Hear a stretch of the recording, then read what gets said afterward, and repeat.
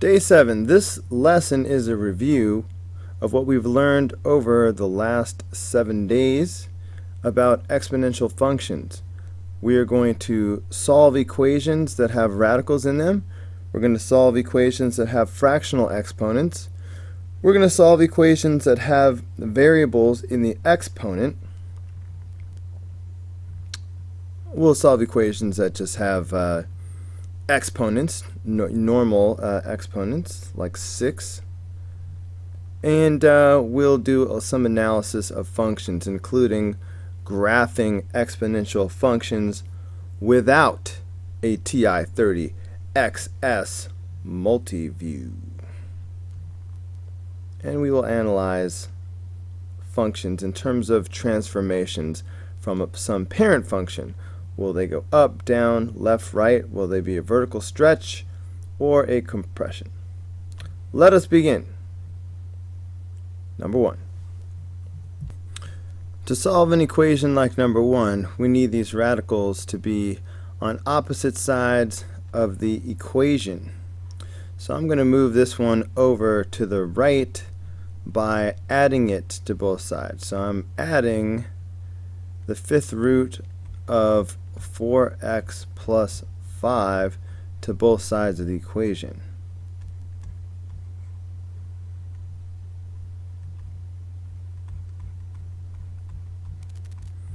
Alright, that way these will cancel out, and I will be left with the 5th root of 6x minus 3 equals the 5th root of 4x plus 5. Now that these are on opposite sides, if I want to neutralize and cancel out the 5th root, I can use the 5th power. Whoa. Don't know where that came from. Yeah, so I can do the 5th power on both sides of the equation, and that will make both of these 5th roots go away. So that is going to leave us with 6x minus 3 equals 4x plus 5. So the rest can be solved like a normal equation from middle school. Just subtract 4x from both sides, for example. So that will give you 2x minus 3 is equal to 5. Alright, so these cancel out. And then just add 3 to both sides. So you get 2x equals 8. And divide both sides by 2.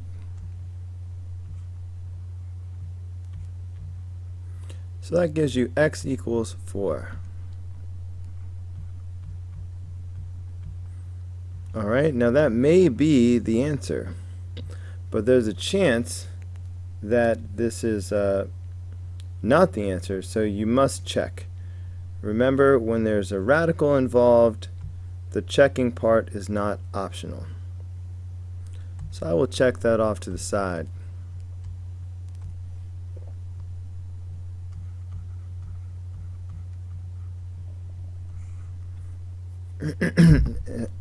Actually, I think I will.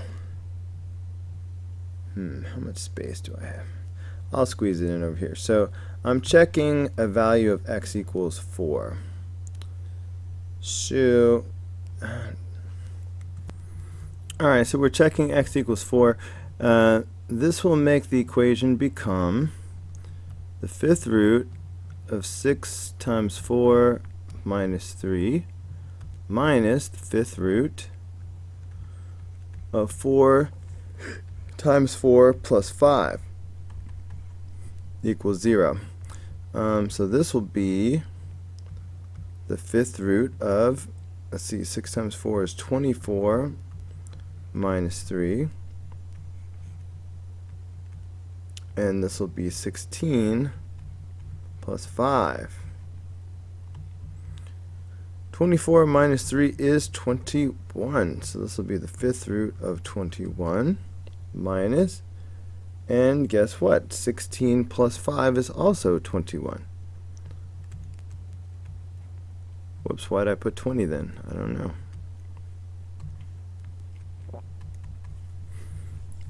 And if you subtract something from itself, you will get 0. So we are left with 0 equals 0, which checks out.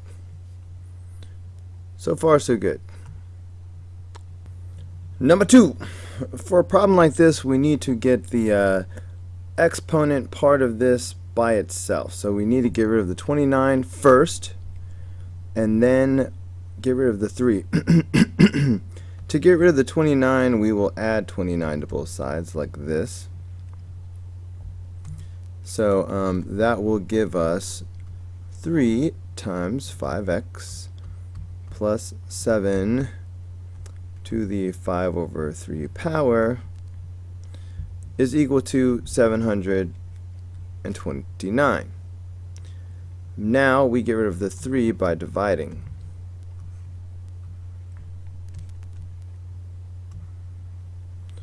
So that is going to leave us with 5x plus 7 to the 5 over 3 power is equal to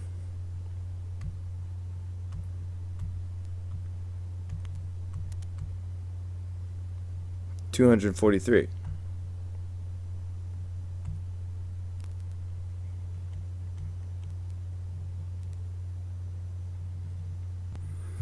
The best way to deal with this 5 over 3 power is to use the reciprocal power. So instead of 5 over 3, let's do 3 over 5. And we will do that to both sides, of course. So if we raise both sides to the 3/5 power, on this side, bam, they all cancel out. So that's going to immediately take me down to 5x plus 7 over there. Now on this side, we will go ahead and convert this to radical form, remembering that the numerator is the power and the denominator is the root. Alright, meaning we have the 5th root going on here. So when we do this, I will deal with the 5th root of 243 raised to the 3rd power. Alright, 5th root of 243, what's that? 5th root of 243 is 3. So that is going to give me 5x plus 7 is equal to 3 to the 3rd power. Well, 3 to the 3rd power is 27. So, running out of space a little bit. So I will come up here now. Alright, so that's going to give me 5x plus 7 is equal to 27. Then we can just go on and solve for x like you would in middle school. So subtract 7 from both sides. That will leave you with 5x is equal to 20. And divide both sides by 5.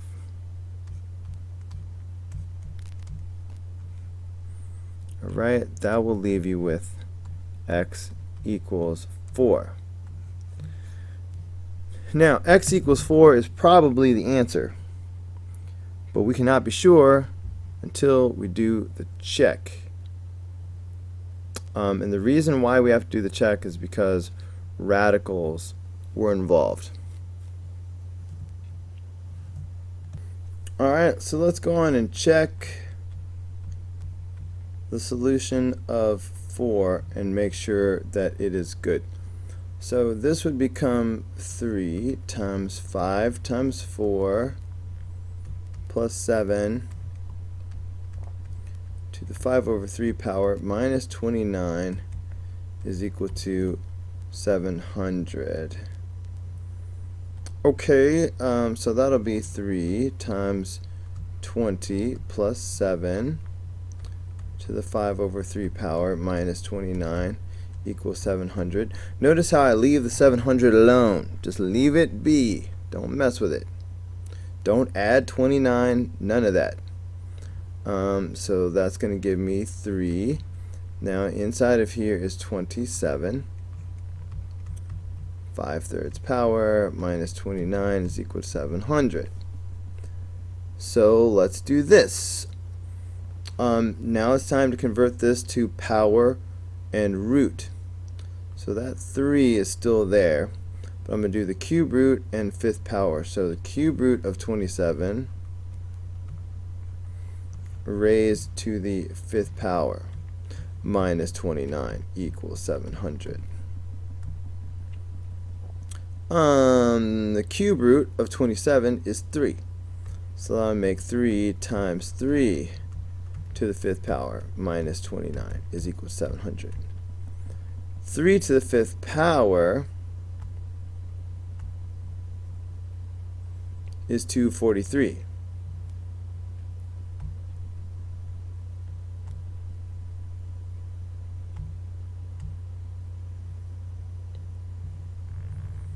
So I've got 3 times 243 minus 29 is equal to 700.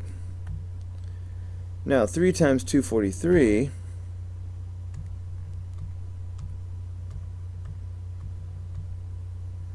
is 729. So that's 729 minus 29 is equal to 700. 729 minus 29, of course, is 700. 700 equals 700, so it checks out. Alright, number 3. This is the type that has variables in the exponent.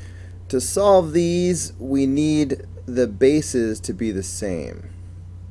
When I say bases, I'm talking about the 8 and the 16. I think your best bet is to look for 8 and 16 in the same row on your exponent table. Oh look, 8 and 16, there they are, right next to each other. They can both be written as base 2, as you can see on the far left. You will not find 8 and 16 together on any other row on this chart. So that's how you know that you want to be base 2.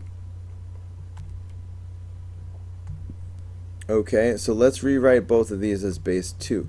So looking at the 8, okay, see I'm just focusing on just the number part. So I'm looking at the 8 and the 16. Don't look at the 3x yet or the 2x minus 1. So 8 can be written as 2 to the 3rd power. Alright, that's just 8. And 16 can be written as 2 to the 4th power. Alright, I'm just pulling this right off the table. 8 is 2 to the 3rd power, 16 is 2 to the 4th power. Okay, so now what to do with the stuff that was already there in the exponent before this 3 came along? Well, I had a 3x. So I would just put that in parentheses, side by side. The 16 becomes 2 to the 4th power, but the 2x minus 1 is still there. And I'm going to have to multiply here and distribute over here.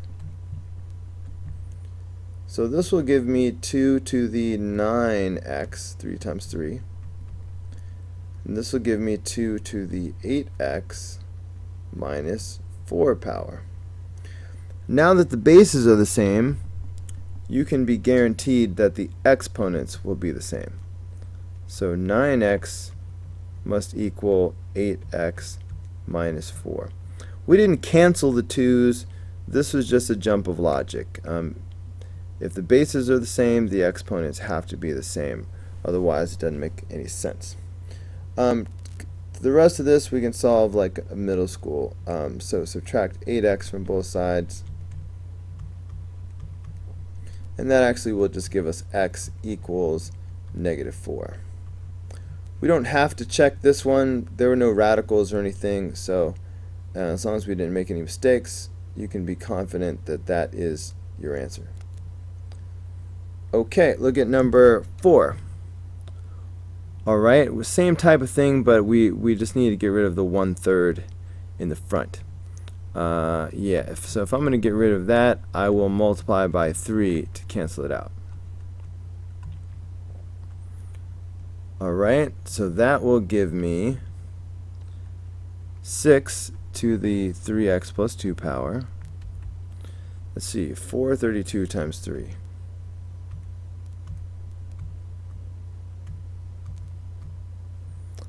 $1,296.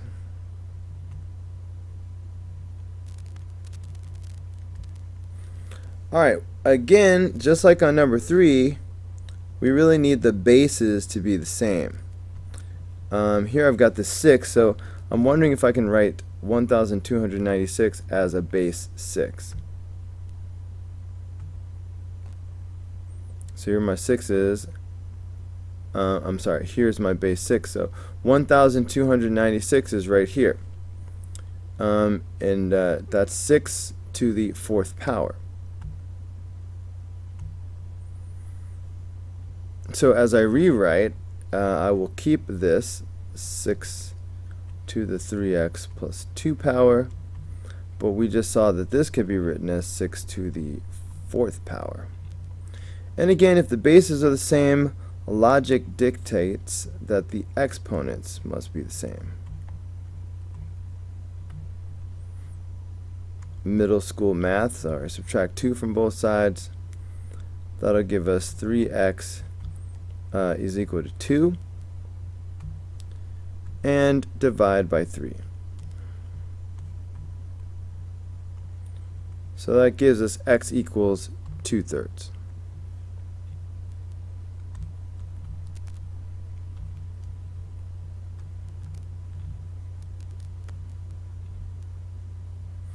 Okay, so that was number 4. Number 5 is similar but strangely easier. We need to get this by itself. Add 7 to both sides. I mean, I say it's similar, but the thing about the last problem, the last 2 problems, we had variables in the exponent.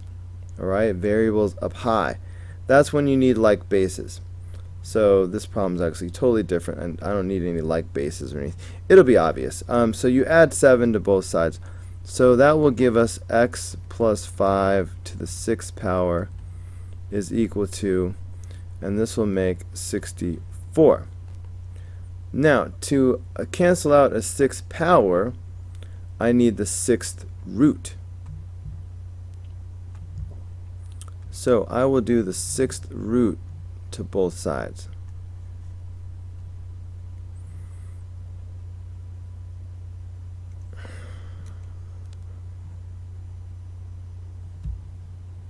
Be careful. Don't forget that because this is an even root, we will actually need the whole plus or minus thing happening. If this were an odd root, you don't have to worry about it. But if you're doing square root, 4th root, 6th root, you're going to need plus or minus. Anyway, the 6th root of 64. If you look at your chart, 6th root of 64 is 2. Okay, so that means, and these cancel out, of course, so I just have x plus 5 equals plus or minus 2. Alright, only because it's an even power. If it were odd, no plus or minus. So finally we have to subtract 5 from both sides. Now be careful, it's not just plus or minus 3. It's going to be like this. We go x equals, put this negative 5 in front for just a minute.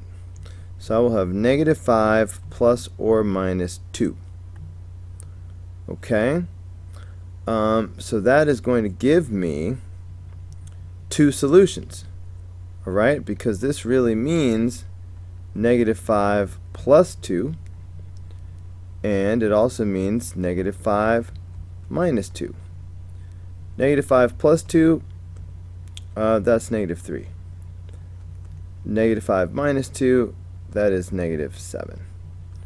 So these are the two solutions that we start off with.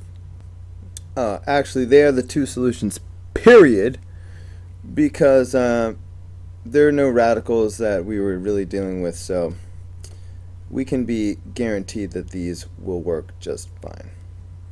Alright, let's move on to number 6. See, here's one where you have to check the answer. See that radical? So, let's subtract 20 from both sides. Minus 20 minus 20. So that is going to give me the square root of x plus 3 is equal to negative 16. Right there, I know this is going to be no solution. You can't take the square root of something and get a negative number. Alright, square roots don't give you negative numbers like that. But let's go ahead and follow through. If I wanted to get rid of this square root, I would have to square both sides of the equation like this. Okay, so that would give me x plus 3 over here. Now, negative 16 squared is negative 16 times negative 16. Even in a 4-function calculator, you can easily do 16 times 16. I say easily, but I hit the wrong button. So 16 times 16. That is 256. And you know it's going to be positive, because it's an even power. So just 256. So, hey, you subtract 3 from both sides and you're done. So x is equal to 253. So that may be the answer, except for I already said that this would be no solution because the whole square root can't give you a negative thing. But let's see exactly how that plays out by doing our check. So when you go to check this thing, that would look like this. The square root of 253 plus 3 plus 20 equals 4. Okay, so that would be the square root of 256 plus 20 equals 4. Square root of 256 is 16. Remember? Because 256 came from 16 times 16. So the square root of 256 is 16. Where was I? Okay, so we know this is going to be 16. And 16 plus 2. Whoa! Hey. 16 plus 20 is not 4. Great Scott. So this is what, I'm sorry, this is 36. And clearly 36 does not equal 4. Which means this is extraneous.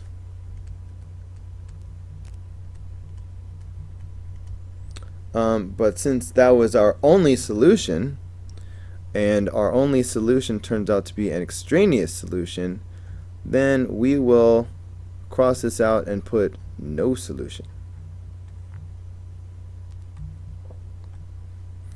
So this is what you would put on the answer line, no solution.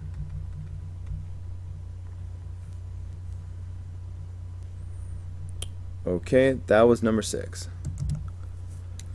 Alright, what's up with number 7, people? What's up? Create an exponential function that is vertically stretched and has a range of that. Okay, vertically stretched, first of all, when you deal with the general model, alright, f of x equals a times b to the x minus h plus power plus k. This is the general model. The a value is what affects whether or not it's going to be a vertical stretch or a vertical compression. Alright, a vertical stretch is like when it's pulled taut like a rubber band. A vertical compression is when it's squashed down like you're stepping on it. And it's all about if the a value is bigger than 1. So if I want a vertical stretch, then I need an a value that's bigger than 1. Anything will do. Now this is one of those where I'm going to pick a strange number, and if I see anybody copy this number, once again I'm going to know that you're just copying off me, copying off the answer key and not thinking for yourself. Last time I caught about 6 people doing that, and I wrote down who you are, and I'm paying attention to who my copiers are. And if I see you doing it on a regular basis, you know, I hope your grades turn out well. But if they go south, we're gonna have a little chat, and I'm gonna tell you all those times that you thought you were being sneaky, copying off the key. Yeah, that's why you failed the test and the quiz. So I'm talking to the wrong people. If you can hear my voice, then you know you're actually watching the video. So, but it's you and me, you know. Those other bad kids, you know, they're not as good as you. You're my favorite. You know you're my favorite. Anyway, we need something bigger than 1. Let's pick something weird, like let's say 31. Why not? 31. Nobody would pick 31. Alright, anything bigger than 1 would have been fine to make it a vertical stretch. Now, what else do we need? The range has to be from 2 to infinity. You know, and you should be picturing this in your mind. Okay, we want it to go from 2, which is like this, to infinity. Well, that would mean that the asymptote is at 2. Alright, if the range is going to go from 2 to infinity. So you should be, you know, picturing kind of this type of thing happening. But focus on the fact that the asymptote has to be at 2. Well, of course, the asymptote is the k value. So we'll just make the k value, it has to be 2. Alright, everybody's going to have to put 2 for that. And you can really do anything you want for the h value. Well, you know, like maybe we'll just do only what it says. So it says we want it to be vertically stretched and have this range. It doesn't say anything about being shifted or reflected or anything like that. So maybe we'll just erase the minus h part to make sure that it's not moving left or right. So boom. So pretty much your answer should be just like this, but don't use 31. I use 31. Get your own number. Otherwise, you're a copy and cheat. Alright, look at number 8. Same type of thing, but we want a function that is vertically compressed. In other words, we want a number that's less than 1 and reflected over the x-axis. Do you remember what causes a reflection? A negative in the front. So we need a negative a value, which would be less than 1, you know, even without the negative sign. So that's all we need. So something like this. So f of x equals, alright, we need it to be negative something. And I'm gonna pick I'm gonna pick 13 over 31. Yeah, clearly that's less than 1, which is what makes that a vertical compression. But nobody accidentally randomly picks 13 over 31. So if I see anybody with that, then I know you're weak. Okay, so we need to give it some kind of a base. You know what, I guess I just call the last one B for base, because they didn't give me any particular parent function. So maybe I'll just stick with B. Or you could use a number, I don't really care. So b to the x power. I feel like I should put a number in there. What number should I use? 7? Alright. I'll just use 7 for the base since they didn't specify. I'll use 7 for both bases. Alright, it didn't have to be 7. You could have used any number you wanted. in there. Okay, so that's it. This is a vertical compression because it's less than 1. It's reflected over the x-axis because it's got a minus sign on there. And it didn't say anything about any shifting or anything, so I'm just going to leave it just like that. Alright, what's next? Number 9. The graphing stuff. Now, if you see a function that has an a value, that tells you that you're going to need a triple chart. Instead of just a 2-column chart, you'll need a 3-column chart. But this does not have an a value in front. Alright? I talk about a times b, to the x minus h plus k. This 1/2 is the base. The a value is non-existent, which means it has a value of 1. So we will not need 2 columns because there's no a value there. On the other hand, when we get to number 10, see that 3 there? That's that a value I'm talking about. Anytime there's an a value, use 3 columns. If there's no a value, you can get away with 2 columns. So let's go ahead and make our 2-column chart. No TI-30 XS multiview, as much as it pains me to say that. So over here we will do our x's. Alright? We will start off with -2, -1, 0, 1, and 2. This will not be the actual function. We'll have to do some shifting around, but this will be a good place to start. So right now we're just doing the parent function, b to the x. We're not doing the +3, we're not doing the -6. It's like, imagine that we scribbled those out. Right now we're just graphing 1/2 to the x power, nothing else. Okay, so we've done this many times, but the idea is this. It's like we're doing 1/2 to the -2 power. Alright, all the x's. 1/2 to the -1 power. 1/2 to the 0 power. 1/2 to the 1 power. And 1/2 squared. Alright, that is what's happening. And remember that when you do a fraction with a negative exponent, you do the reciprocal. So 1/2 becomes 2. Alright, 2 to the +2 power, which is 4. Again, reciprocal. And that's 2 to the 1 power, which is 2. Anything to the 0 power is 1. 1/2 to the 1 power is just 1/2. And 1/2 squared, well, that is 1/4. 1 squared is 1, 2 squared is 4. So we've got 4, 2, 1, 1/2, 1/4.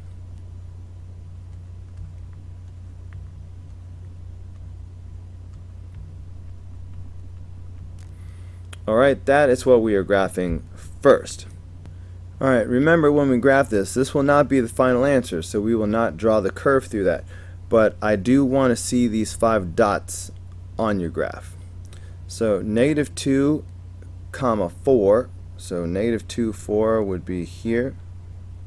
-1, 2 would be here. 0, 1.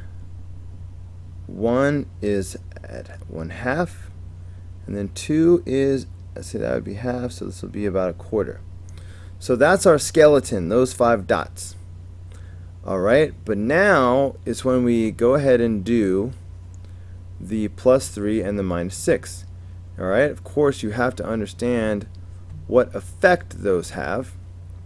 What effect does the +3 have?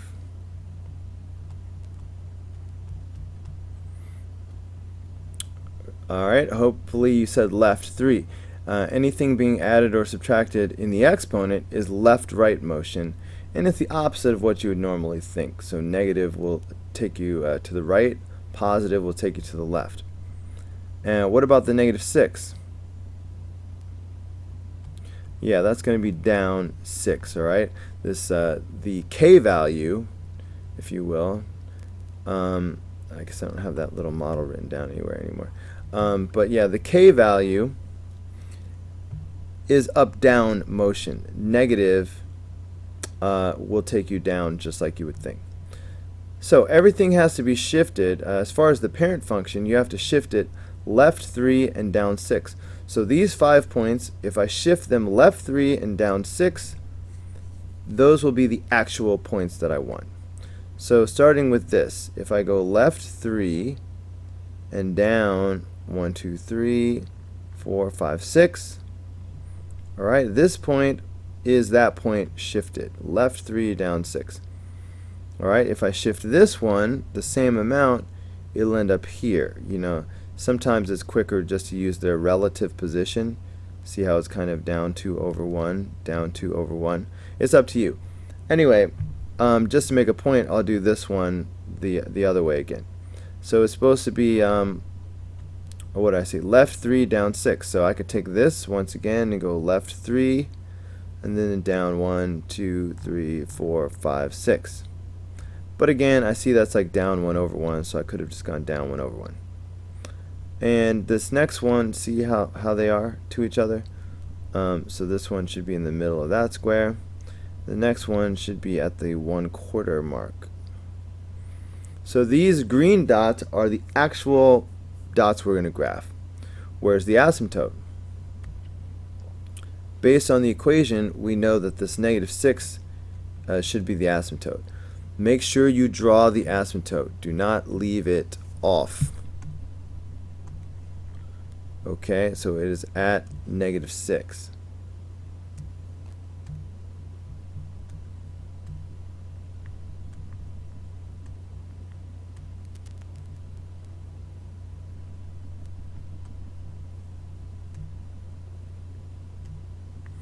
Alright, so there's the asymptote. So we will just go ahead and draw the curve and call it a day. Please do not let your graph, your curve, stop short. Alright, a common mistake I see kids make every year, and I will take off like half of your points for this, is drawing some sort of a little mini piece of a graph. Alright, this is not a connect the dots puzzle. You don't get to just connect the dots and call yourself done. You have to show me what happens all the way to the edge. In this case, you have to show me that you know that as this continues on, it does not cross over the asymptote. In your mind, you're supposed to even know that it doesn't even touch the asymptote. But in reality, it's so close that there's no way for us to avoid just drawing on the line when we draw it. But we know it doesn't really touch, but you have to draw it all the way out to the edge like I did. And you have to do the same thing with the other end. Alright, we don't have as much precision here, but we will just continue this in a nice, sweeping motion, something like that. Okay, so that would be a full credit graph. Alright, notice we only needed 2 columns, not 3. Now let's look at the other one. This is going to need a 3-column chart because of the A value, and let me show you what I mean. I will set up my 3-column chart right here. Okay, 3 columns. So first my X value. So I'm going to use the same values I used before. So that I'm going to use -2, -1, 0, 1, and 2. This will always be my parent function, b to the x. So that means I'm doing 2 to the x. Okay, so that means I am doing 2 to the -2, 2 to the -1, 2 to the 0, 2 to the 1, and 2 to the 2. 2 to the -2, well, that's 1 over 2 squared, which is 1 over 4. Similarly, 2 to the -1 is 1 over 2 to the 1, which is just 1/2. Anything to the 0 power is 1. Of course, 2 to the 1 power is just 2, and 2 squared is 4. So 1/4, 1/2, 1/2/4. Let me leave space.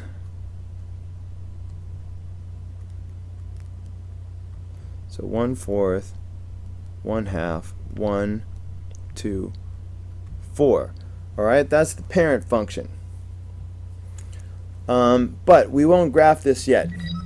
Before we graph, let's go ahead and rock the a value, which is 3. So that means we're going to take this 3 and we're going to multiply everything by 3. Like this.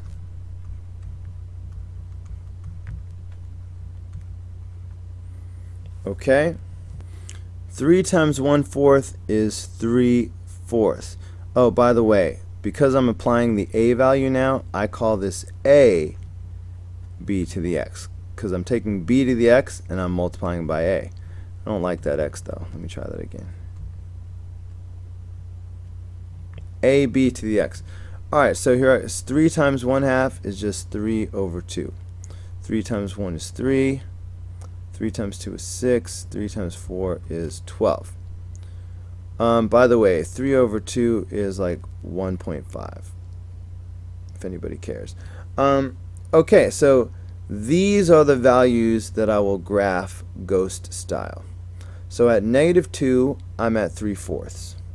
So I go -2 and then I go up 3/4 of a square. That'll be right here. Alright, and then at -1, I'm at 1.5. So -1, I'm at 1.5. Okay, at 0, I'm at 3. At 1, I'm at 6. And at 2, I'm at 12, which I'll go ahead and just, even though, see that would be like 11, 12. That's close enough that we can just let it float. So this is the skeleton. This is not the actual answer. Do not connect these dots. Do not draw the curve through this. I want to see the dots. I must see the dots. But I don't want to see anything other than the dots. Now we will look to see. So we did the parent function. In other words, 2 to the x power. We multiplied by 3. The only thing we haven't done is the -8. So what is that -8 going to do? Yeah, that -8 is going to just simply take us down 8. So I'm going to take all these points, I'm going to move down 8. Okay, so I'm going to start with this middle one. Alright, if I take this down 8, 4, 5, 6, 7, 8. Okay, that middle point is going to end up right there. Okay, and now I'm just sort of basing the others off this. See how it's kind of down 1.5 and over. And then the next one would be like right here. Okay, and see how this is like over 1 and up 3 from there. So this should be like over 1 and up 3 from there. And this one, look, this is at 12. So if I go down 8, alright, 12 minus 8 is 4. So I should be at 4. Okay, so that should be right here. Alright, so that's down, that's down 8. Okay, so there it is. Now, so those green dots are the actual curve. Now the asymptote, let's make sure that gets in there. There should be an asymptote at -8. So you need to graph that mess.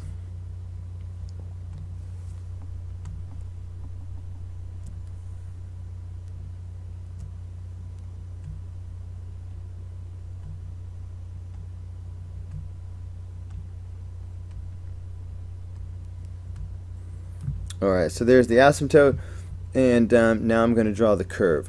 Please remember not to let your graph stop short. Do not, repeat, do not just do this. Alright, you may not simply connect the dots. Alright, if you just connect the dots and stop, you're losing like half credit. All right? You need to show me that you know that the graph is going to do this. All right, that's a little low.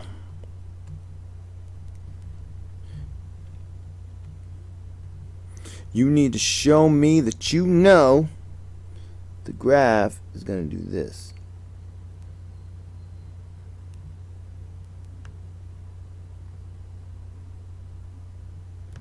Okay, make it go all the way to the edge of your graph on both sides.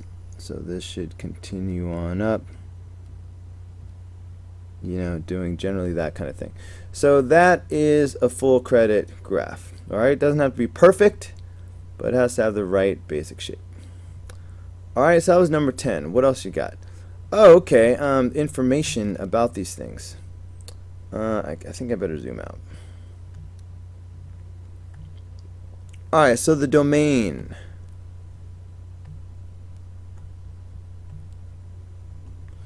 The domain of all these graphs is going to be negative infinity to positive infinity. Because domain is how far it goes to the left and right, and these graphs go left to right forever. The range, on the other hand, has a floor. A range is always bottom to top in that order. So the bottom is the asymptote. So in this case, it's going to be -6 to infinity. All right, it's all about the asymptote. So -6 to infinity. All right, and the -6 gets around parentheses. Now the asymptote is at -6, but you can't just say -6. You have to say y equals -6 to show that you know it is a horizontal line. This graph is decreasing everywhere as it goes downhill. And the end behavior. On the left, it goes up to infinity. On the right, it flattens out at -6. So left end behavior, positive infinity. Right end behavior, it approaches -6. All right, similarly, the domain will once again be negative infinity to positive infinity. All right, it always is. The range, bottom to top, this is going to be -8 to infinity.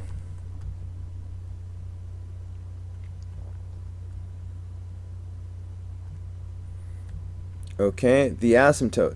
The asymptote is right here at -8. So we will put y equals -8. Please do not leave out the y equals part. This one is increasing. See that it's going uphill. And the end behavior. This time on the left it approaches the asymptote of -8, and on the right it goes up into the sky. So the left end behavior, it approaches -8, and the right end behavior is it goes to infinity. Alright, this is an 8, not an infinity. So that's that. What else you got? Number 11. Given the parent function f of x equals 3 to the x power, describe the following transformations. Well, because of the 1/2, alright, the 1/2 tells us that this is going to be vertical compression by a factor of 1/2. So maybe I'll just put bullets. Vertical compression. You know what? I'm going to type this. Alright, the -5 is a shift 5 to the right.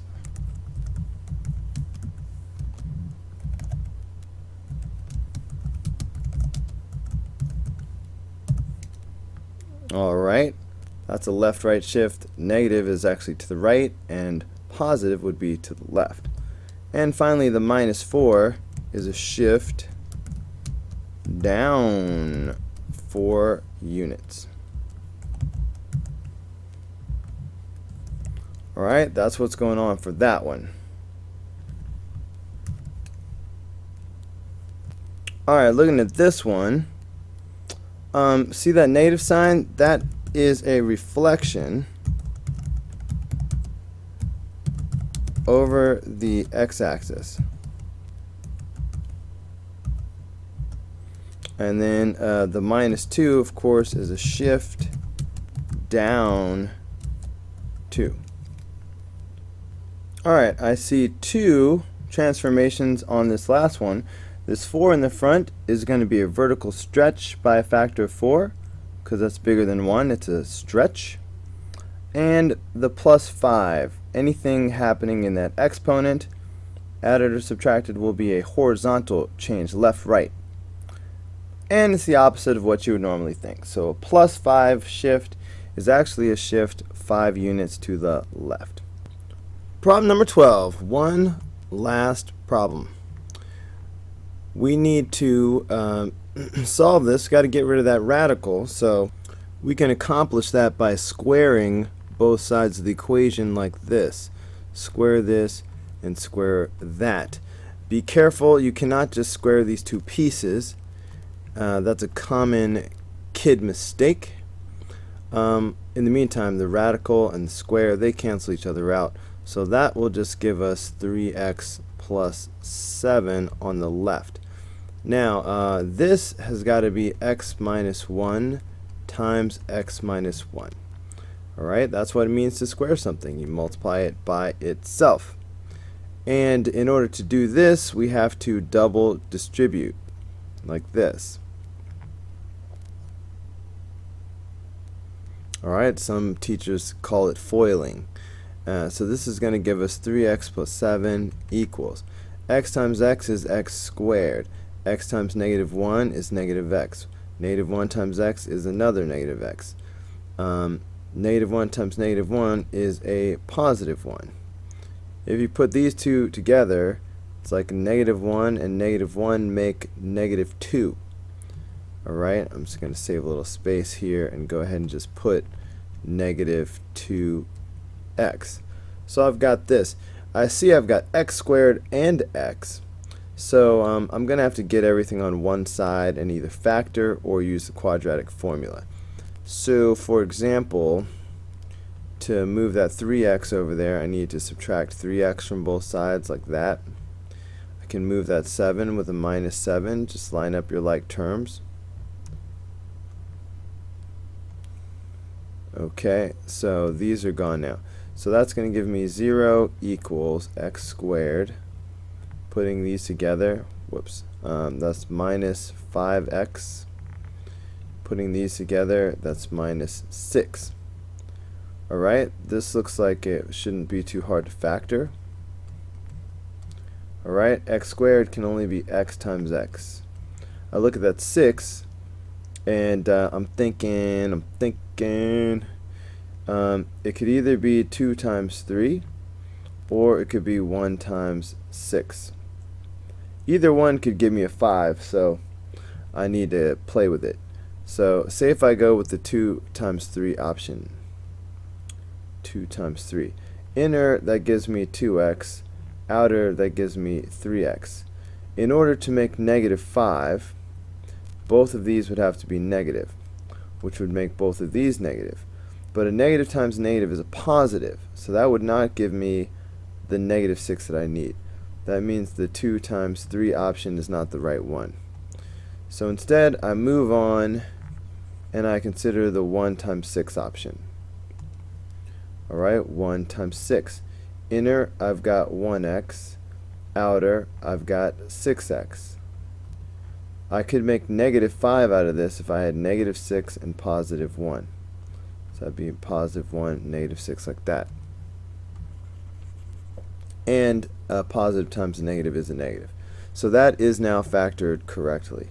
To get the solutions, I set these equal to 0. So x plus 1 equals 0, x minus 6 equals 0, and solve.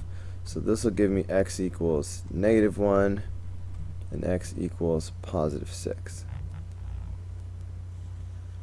Okay, now you really have to check your answers just in case. So we need to check the negative 1 and the positive 6.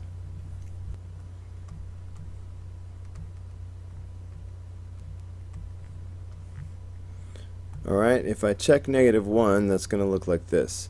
I would have the square root of 3 times negative 1 plus 7, and that's equal to negative 1 minus 1. Alright, that's going to give me the square root of negative 3 plus 7, and that's got to equal negative 2. Already, this is making me nervous because I've got a square root equal to a negative number. Alright, there's nothing I can put inside of a square root that's going to give me a negative number. So already I know this is not working, but I will follow through. Negative 3 plus 7 is 4. Square root of 4 is 2. But 2 does not equal negative 2. So that means negative 1 as a solution is extraneous. So we will go ahead and put an X through it.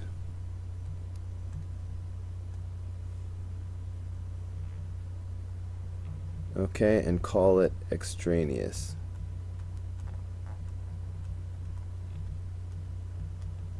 Alright, now let's check the 6.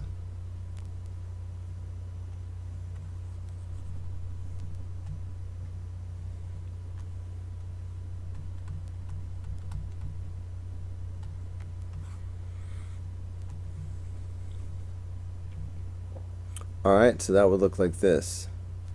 3 times 6 plus 7 is equal to 6 minus 1. Well, that's 18 plus 7 is equal to 5. And that's 25. And square root of 25 is 5. So that checks out. So 6 is okay. Which means, of course, that 6 is our one and only solution for number 12.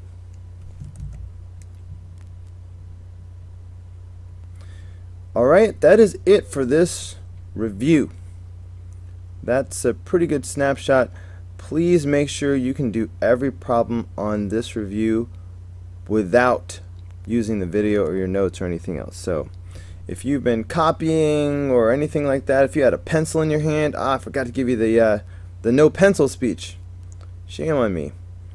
Then you need to go back and redo this to make sure you can do it all by your lonesome. But for now, I'm out.